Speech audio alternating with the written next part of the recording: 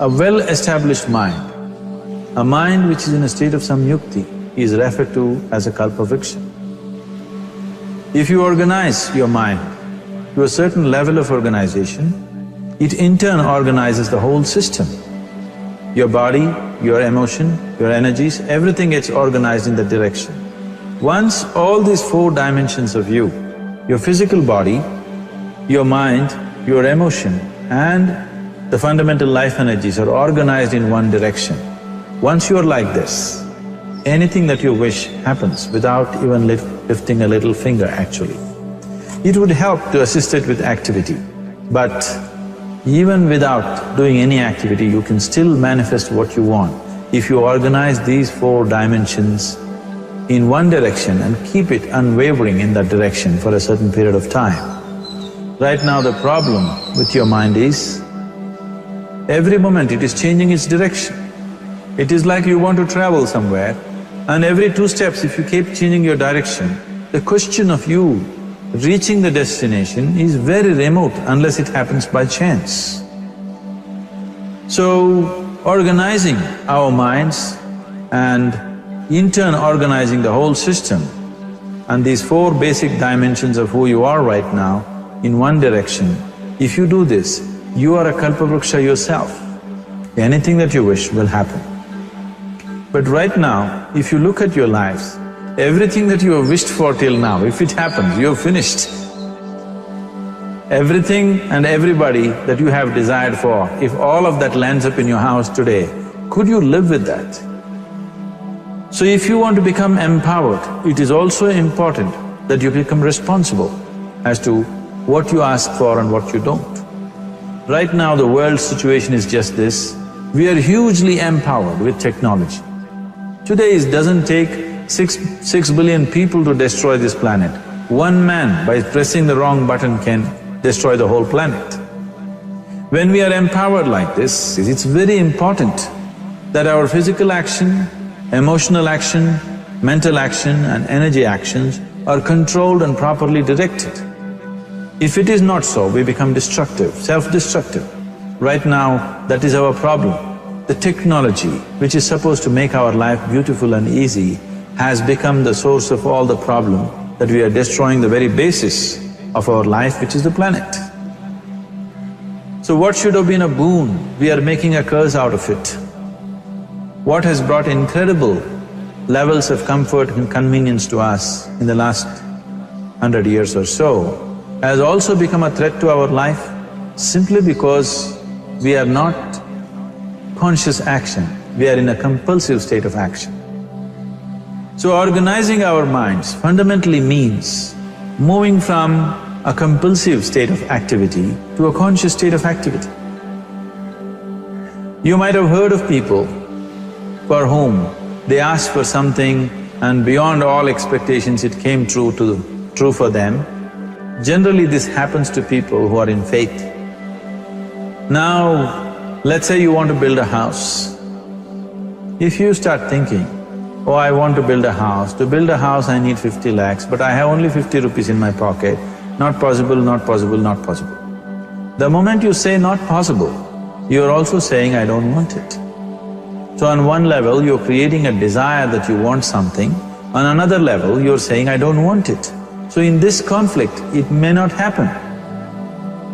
Someone who has some faith in a god or in a temple or whatever, who is simple-minded. Faith works only for those people who are simple-minded. Thinking people who are too much thinking, for them it never works. A childlike person who has a simple faith in his god or his temple or whatever, he goes to the temple and says, Shiva, I want a house. I don't know how, you must make it for me. Now in his mind there are no negative thoughts. Will it happen? Will it not happen? Is it possible? Is it not possible? These things are completely removed by this simple act of faith. Now he believes Shiva will do it for him and it will happen. So is Shiva going to come and build your house? No, I want you to understand, God will not lift his little finger for you. What you refer to as God is the source of creation. As a creator, he has done a phenomenal job, there's no question about it. Could you think of a better creation than this? Is it in anybody's imagination to think anything better than what is there right now? So as a creator, he has done his job wonderfully well. But if you want life to happen the way you want it, because right now, the very crux of your happiness and your well-being is this. If at all if you're unhappy, the only and only reason why you're unhappy is life is not happening the way you think it should happen. That's all it is. So if life is not happening the way you think it should happen, you're unhappy. If life happens the way you think it should happen, you are happy. It's as simple as that. So if life has to happen the way you think it should happen, first of all, how you think, with how much focus you think, how much stability is there in your thought, and how much reverberance is there in the thought process will determine whether your thought will become a reality or is it just an empty thought. Or how you do not create any impediments for your thought by creating negative thought process. Is something possible or not possible? Is destroying humanity. What is possible and not possible is not your business, it's nature's business. Your business is just to strive for what you want. Right now you're sitting here. If I ask you two simple questions, I want you to just look at this and answer this. Right now from where you're sitting, can you just fly off? You say no? Right now from where you're sitting, can you get up and walk? You'll say yes. What is the basis of this? Why you say no to flying and yes to walking? Because past experience of life, many times you've gotten up and walked, never did you fly off. Or in other words, you're using the past experience of life as a basis for deciding whether something is possible or not possible. Or in other words, you have decided that what has not happened till now cannot happen in your life in future. This is a disgrace to humanity and the human spirit. What has not happened till now on this planet can happen tomorrow. Human beings are capable of making it happen tomorrow. So what is possible and what is not possible is not your business. That is nature's business. Nature will decide that. You just see what is it that you really want and strive for that. And if your thought is created in a powerful way, without any negativity, without any negative thoughts bringing down the intensity of the thought process, it will definitely manifest. The whole existence today, modern science is proving, is just a reverberation of energy. It is a vibration. Similarly, your thought is also a vibration. If you generate a powerful thought and let it out, it will always manifest itself. So generally, people are using faith as a means to remove the negative thought. Today, once you have become thinking human beings, your faith is not too deep.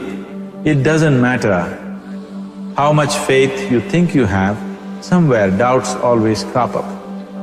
Right now, the way your minds are made, this moment, if God appears right here, you will not surrender to Him. You will want an investigation whether He is really God or not.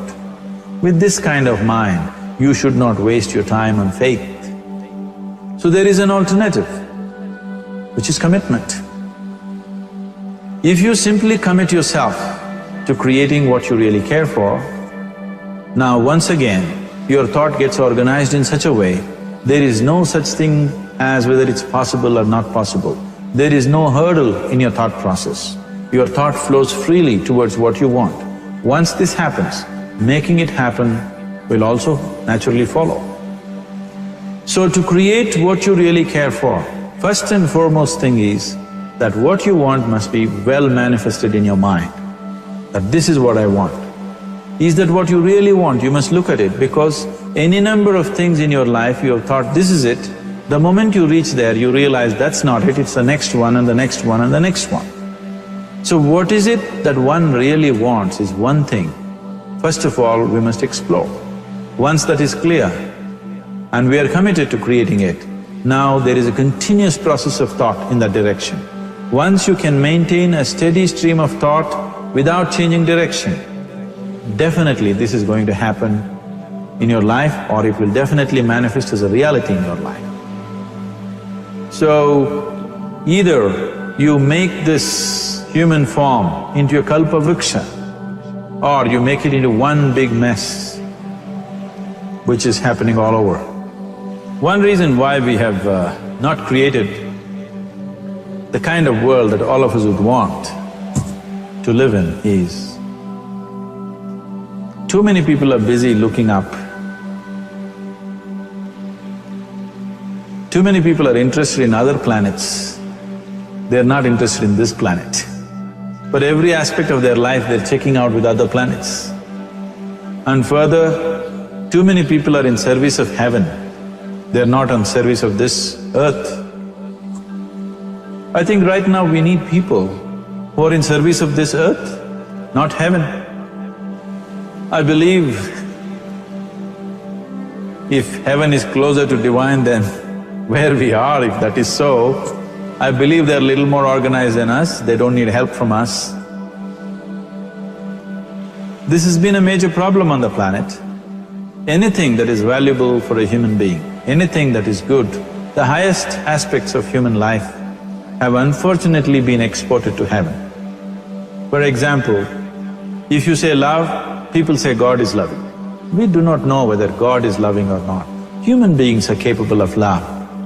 It is very, very important that people understand human beings are capable of love, human beings are capable of compassion, human beings are capable of joy and blissfulness. All the good things that are possible for a human being, unfortunately have been exported to heaven. If we want to create the kind of world that we want to, we need to understand whatever you refer to as God, the idea of God has entered our mind only because we have seen creation around us. Because there is creation, we have assumed a creator. God is a great creator. What you refer to as God is a source of creation. That source of creation has not failed us, has done a fantastic job. But now the question is about management. If you want to leave the management in the hands of the Creator, He will manage it in His own way, according to His agenda. But that's not what you want. You want life to happen the way you want it. Now, for example, let's say all of you here are the India soccer team for the next World Cup, and I am the coach. So these next 4 years, everything that you need to know about football is taught to you. Everything that I know about football is poured into you in so many ways. Now, the time to play the match has come. You're on the field and the ball comes near your foot, but you look at me, then it's no good. You've seen those coaches sitting there and boiling, nothing happens. Because now, once you're on the field, it's your job. So this is the same thing. The Creator has done a fantastic job. Now you're here. It is for you and me to see how to manage this, how we want it, how to keep this world, how, in what condition would all of us enjoy it best is something that we have to look at. So at every stage in our life, we tend to think, this is it. If this one thing happens, everything will be fine with my life. You reach there and you realize that's not it, and you postpone it to something else and something else. This is going on. The first and foremost thing is, you must be clear what is it that you really want. If you do not know what you want, the question of creating it doesn't arise. If you look at what you really want, what every human being wants is, he wants to live joyfully, he wants to live peacefully. In terms of its relationships, he wants it to be loving and affectionate. Or in other words, all that any human being is seeking for is pleasantness within himself, pleasantness around him.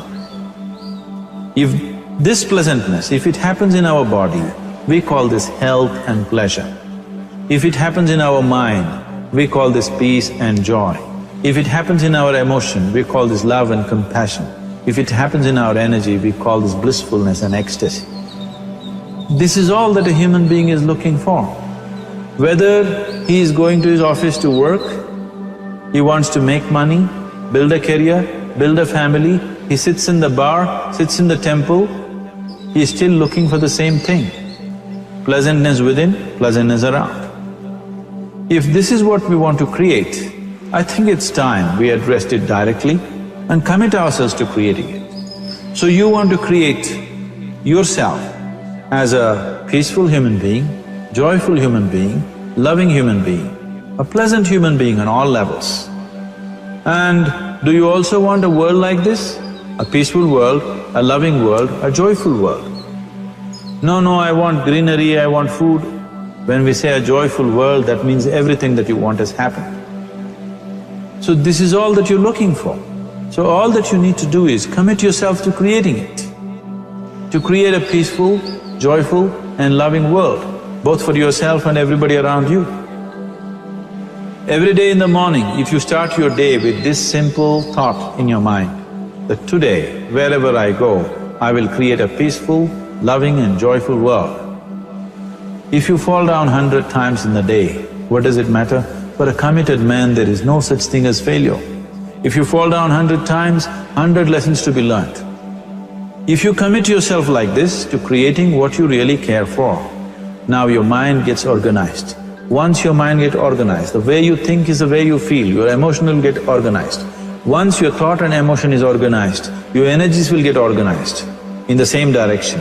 Once your thought, emotion and energies are organized, your very body will get organized. Once all these four are organized in one direction, your ability to create and manifest what you want is phenomenal. You are the creator in many ways. Why I am saying you are the creator is, I want you to look at the nature of your life right now. If you eat a banana, in 4 hours' time, this banana becomes a human being. There is something within you, a life-creating process, a process which builds this body.